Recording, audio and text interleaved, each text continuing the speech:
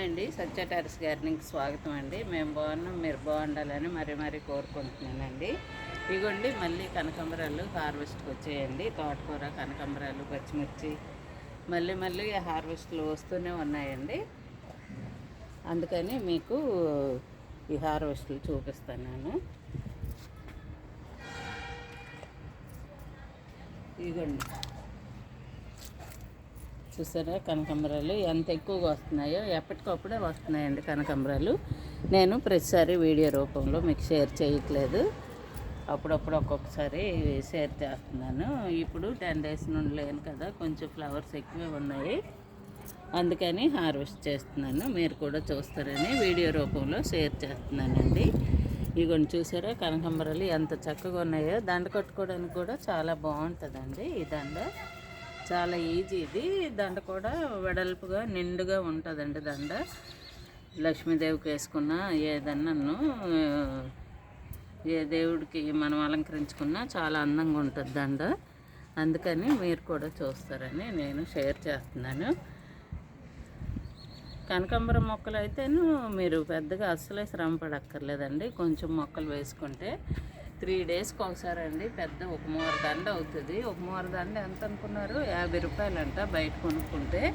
నేను ఎప్పుడు కొనలేండి, కొన్నవాళ్ళు చెప్తున్నారు 50 రూపాయలు ఇచ్చి మూర దండ కొనుక్కునే బదులు చక్కగాను మనము 3 రోజులకు ఒకసారి మూర ఏంటి ఇంకా ఎక్కువగానే దండ వస్తుందండి. చక్కగాను దేవుడికి అలంకరించుకుంటే దేవుడి గది కలకలాడుతూ చాలా బాగుంటుంది కదండి.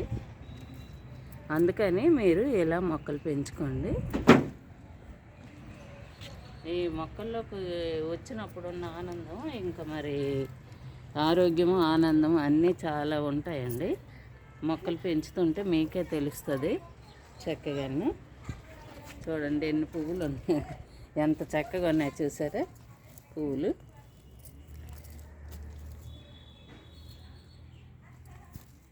ఈరోజు మళ్ళీ పచ్చిమిర్చి, తోటకూర, కనకాంబరాలు అన్నీ హార్వెస్ట్కి వచ్చాయండి. తోటకూర కూడా కట్ చేస్తాను. ఇదిగోండి ఇప్పుడు పచ్చిమిర్చిను, కనకాంబరాలు, కొత్తిమీర హార్వెస్ట్ చేస్తాను. చుక్కకూర అయితే ప్రస్తుతానికి ఇంక కొద్దిగా చిన్న మొక్కలుగా ఉన్నాయి. చుక్కకూర చూసారా, దానికి ఏమి లేదు. ఆ రోజు విత్తనాలు పెట్టేటప్పుడు మీకు చూపించాను నేను. ఆ తర్వాత దానికి ఏమీ ఇవ్వలేదు, చక్కగా వచ్చిందండి. ఈ ఫ్లవర్స్ ఇలా రావడానికి మాత్రం నేను బియ్యం కడిగిన కడుగులో ఫ్రూట్స్ పీల్స్, కాయగూరల పీల్స్ వేసి ఉంచుతాను. ఇగోండి చూడండి, చామంతులు ఎంత ఒత్తుగా వస్తున్నాయి కదండి చక్కగాను. నేను క్యాంప్ వెళ్ళడం వల్ల కానీ ఇంకా బాగా వచ్చునండి చామంతులు. లిక్విడ్స్ ఇస్తాను నేను ఉంటే. బనానా పీలు ఫెర్టిలైజర్ ఇస్తుంటానండి. బియ్యం కడిగిన కడుగులో ఏమో నేను మనము ఇంట్లో వాడిన ఫ్రూట్స్ పీల్స్, కాయగూరల పీల్స్ రైస్ వాటర్లో వేసి ఉంచుతానండి. ఒక 5 days పర్మిట్ చేశాక నేను వేస్తుంటాను. అందుకే ఎలుగు పువ్వులు చక్కగాను విడతాయండి. రైస్ వాటర్లో మనం తినే పీల్సే తొక్కలు పడేసి ఉంచుతాను. ఉంచి చక్కగా అది ఇస్తానండి. 5 days తర్వాత పర్మిట్ చేసి దాంట్లో లీటర్కి మరొక లీటర్ వాటరు మనం కలిపి అలగించుకుంటే చాలా బాగా వస్తాయండి ఫ్లవర్స్. అలాగే నేను పెంచుకుంటున్నానండి. అంతకంటే మరి ఇంకేం నేను ఎరువులు అయితే ఇవ్వట్లేదు. ఈ లిక్విడ్స్ అని అరటిపళ్ళు కేజీ అయితే కేజీ బెల్లం పర్మిట్ చేశానండి. ఒక వీక్ డేస్ పర్మిట్ చేసి అది లీటర్కి అరటిపళ్ళు ఒక డజన్ అరటిపళ్ళకి 1/2 kg బెల్లం అన్న వేసుకోవచ్చు. లేదంటే కేజీ బనానాకి కేజీ బెల్లం వేసి బాగా మెత్తగా స్మాష్ చేసేయాలండి. బెల్లం చిన్న గుండగా చేసి అందులో అరటిపళ్ళు వేసి స్మాష్ చేసి వారం రోజులేమో పర్మిట్ చేయాలండి. మనము ఒక ప్లాస్టిక్ డబ్బాలో వేసుకొని పైన క్లాత్ మాత్రమే కట్టాలి, మూత వేయకూడదు. మూత వేయకుండా ఒక క్లాత్ కడితే వారం రోజులు రోజుకి ఒకసారి దాన్ని ఎలాగూ ఒక ప్లాస్టిక్ దాంతో కలపాలండి. ప్లాస్టిక్ స్పూన్తో కలిపి అలా వారం రోజులు ఉంచితే బాగా తయారవుద్దండి ఈ బనానా ఫెర్టిలైజర్.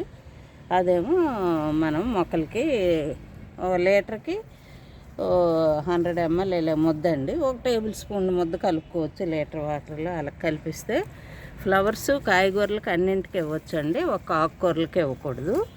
అవి ఇస్తే బాగా ఫ్లవర్స్ వస్తాయి, కాయగూరలు కూడా బాగా వస్తాయండి. ఇప్పుడు ఏదన్నా ఇప్పుడు టమాటా పూత రాలిపోతుంది అనుకోండి, అలాంటి బనానా ఫెర్టిలైజర్ ఇస్తే చక్కగాను పూత నిలబడుతుంది, బాగుంటుంది. ఏది మందార చెట్లకి ఇస్తే అవి కూడా మొగ్గలు రాలకుండా బడ్స్ రాలిపోకుండా ఉంటాయండి.